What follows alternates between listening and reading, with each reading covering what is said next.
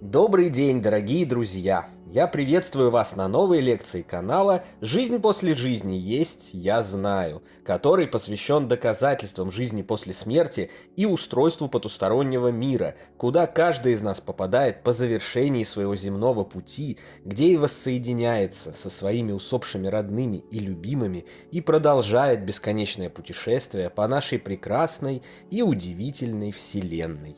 Сегодня мы разберемся в том, что сохраняется от личности человека после его биологической смерти, и поймем, почему очень важно осознать это именно в той конструкции, о которой я буду говорить. Приступим. Согласно обобщенному массиву данных научных исследований умирания, смерти и потустороннего мира, формировавшемуся на протяжении многих столетий, смотри перечень источников и литературы в нашем телеграм-канале. Разрозненная информация, в котором, полученная множеством исследователей, ученых, врачей, писателей и простых людей в разных точках планеты, совпадает между собой и образует таким образом истину, жизнь после смерти продолжается для каждого живущего. Это абсолютный, непреложный и многократно доказанный факт, не требующий дальнейших доказательств, споров со скептиками, бесконечного и безнадежного убеждения их в этом факте и прочих преткновений, приводящих лишь к бессмысленным затратам очень ценного земного ресурса – времени. Жизнь после смерти биологического тела продолжается независимо от того, как жил человек. Был ли он в стереотипных земных понятиях хорошим или плохим? Был ли он верующим или атеистом? Каким цветом кожи, какими политическими, кулинарными, сексуальными и прочими предпочтениями обладало его физическое тело? Был ли он осведомлен о продолжении существования за гробом или нет? Верил он в это или нет? Хотел он этого или нет? Жизнь непрерывна и продолжается вечно. Во время биологического существования, после него, во сне и наяву – все это одна и та же наша вечная жизнь, которая не прерывается никогда. Так устроена Вселенная, так ее устроил ее Творец, единый Бог всего в ней сущего. В момент гибели биологического тела сознание человека, его еще не совсем корректно принято называть душой, но об этом поговорим позже, экстериоризируется, то есть выходит из него. Человек наблюдает разворачивающиеся вокруг тела и места его гибели события, действия людей, видит, слышит их, но не может с ними взаимодействовать, так как атомы более тонких его тел, посредством которых он теперь самовыражается, колеблются или вибрируют на более высоких частотах, нежели земная физическая материя. Люди в большинстве случаев также не имеют возможности наблюдать умершего при помощи земных органов чувств, так как спектр их восприятия этого не позволяет.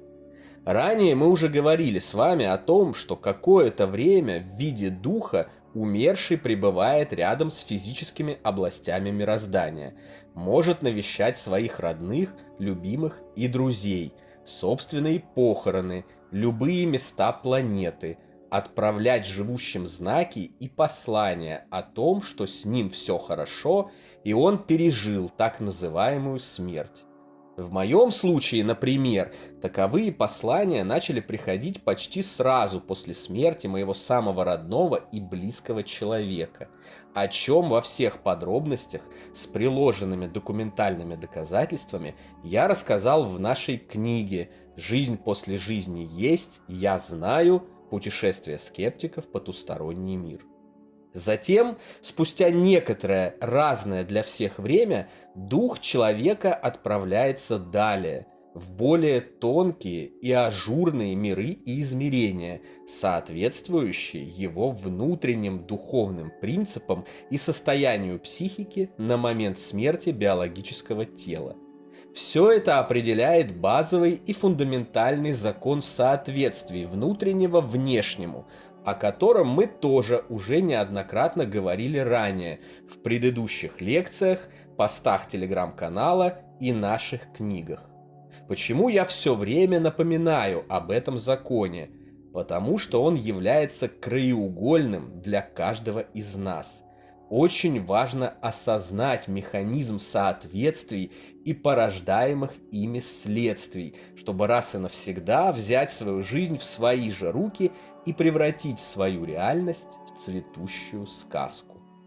На том свете дух воссоединяется со своими родными и близкими, отдыхает от земного воплощения, доделывает недоделанные дела, продолжает свое развитие, понемногу эволюционируя, прогрессируя и работая в целях и задачах, изначально поставленных Творцом. Так продолжается до конца текущего цикла его вечной жизни и нового воплощения, или до момента, когда у него появится возможность, или правильнее будет сказать состояние, подниматься еще выше в нефизических областях. Этот прогресс бесконечен, как и сама Вселенная.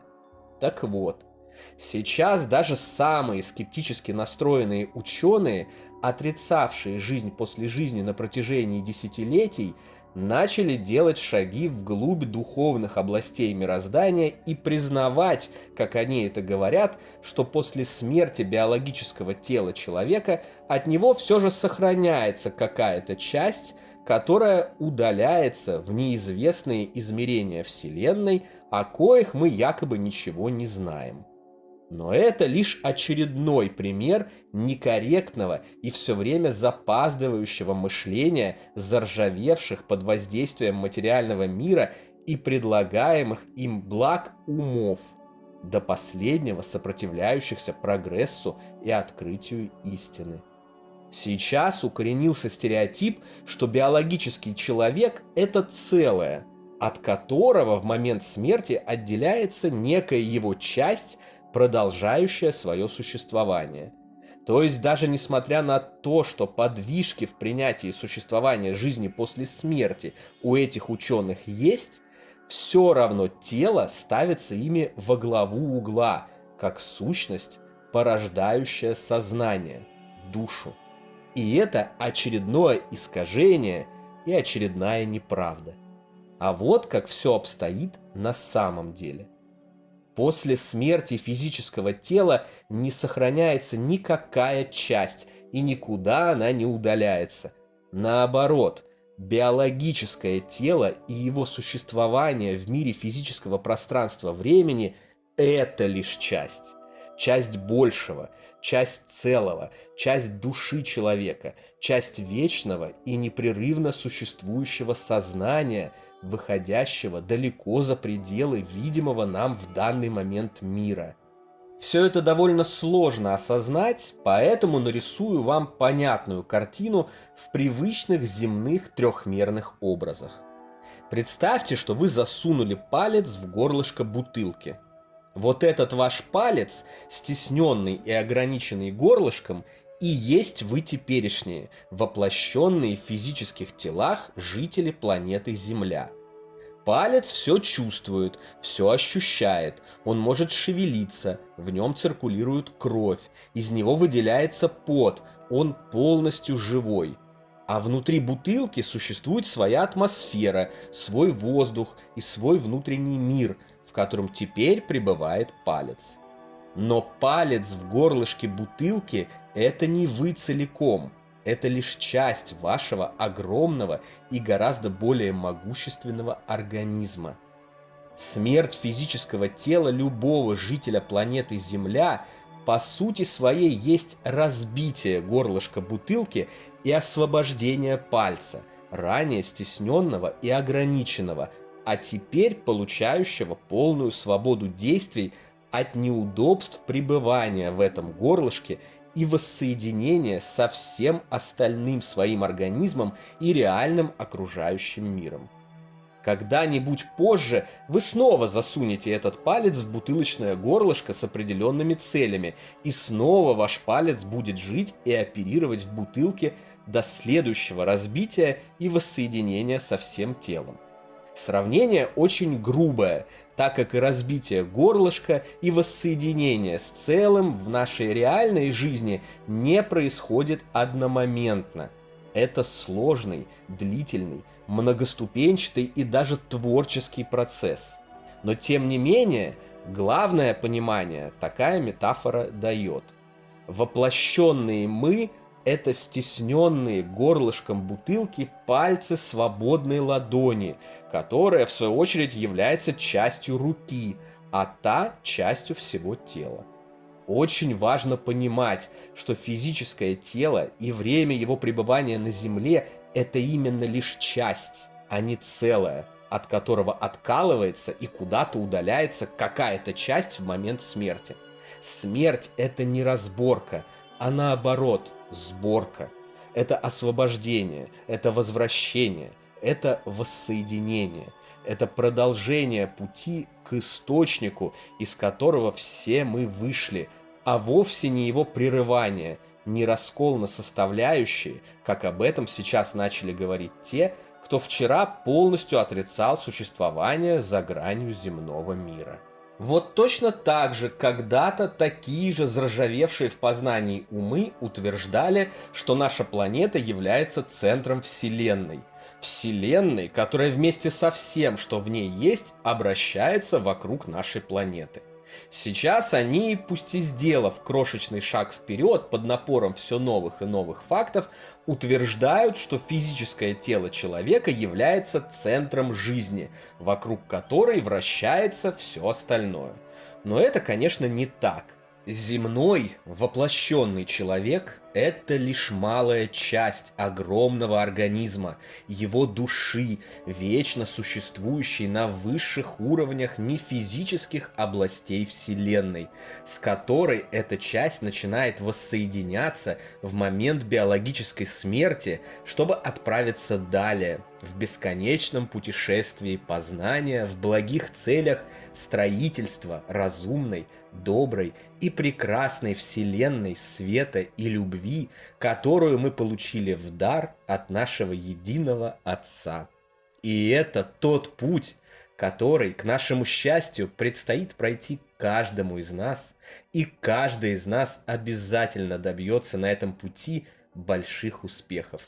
Это неизбежно так же, как и то, что завтра утром взойдет наше любимое теплое солнышко. На сегодня это все, дорогие друзья. Дополнительную информацию за пределами лекций, ответы на ваши вопросы о жизни после смерти и устройстве потустороннего мира, а также прочие интересные и познавательные публикации вы найдете в нашем телеграм-канале. Ссылка на него, как всегда, в описании видео и на экране. Встречаемся, как обычно, здесь же, на нашем YouTube-канале. А пока всего вам самого лучшего, волшебного и замечательного.